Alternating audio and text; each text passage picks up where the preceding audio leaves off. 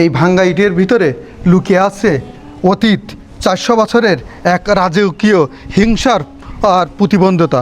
এই রাজকীয় এই হাম্মামখানার বিস্তারিত অজানা তথ্য আপনাদের সাথে জানাবো। গভীর রাত হলে বংশীপুর এই পরিত্যক্ত হাম্মামখানা যেন হঠাৎ জীবন্ত হয়ে ওঠে।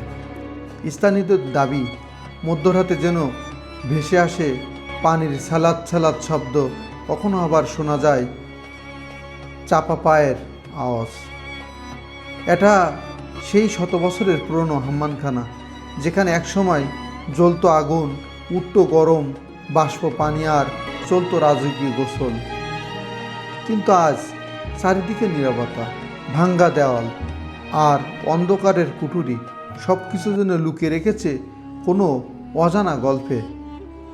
ইতিহাস বলে এটি মুঘল আমলের উন্নত স্থাপত্যের এক নিদর্শন। তবে প্রশ্ন একটাই, এই অদ্ভুত শব্দগুলো কি শুধু বাতাসে খেলা, নাকি এখানে লুকিয়ে আছে অতীতের কোনো ছায়া?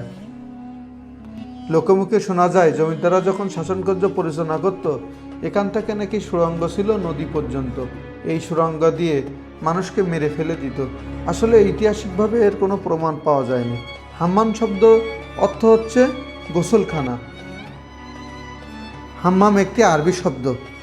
মুঘল ও তুর্কি স্থাপত্যের হাম্মাম ছিল রাজপ্রসাদ এবং জমিদারদের বিশাল বড় একটি গোসলখানা। এতে গরম জল, জেলি এবং বিভিন্ন ফুলের পাপড়ি দিয়ে এরা গোসল করত।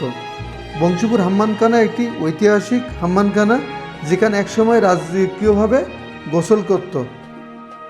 মোগল আমলের বাংলাদেশে 7টি হাম্মামখানা দেখা যায় বাংলাদেশে। এই 7টি হাম্মামখানার এই সাতক্ষীরা জেলায় 2টি অবস্থিত। একটি হচ্ছে এই বংশীপুর, আর অপরটি হচ্ছে এই শ্যামনগর উপজেলার খানপুরে অবস্থিত। তা আমরা আজ আসছি এই বংশীপুর হাম্মামখানা, যেটি গোসলখানা নামে পরিচিত। আপনি কি রাতে এখানে ঢোকার সাহস রাখেন? কমেন্টে লিখে জানান যদি সাহস থাকে।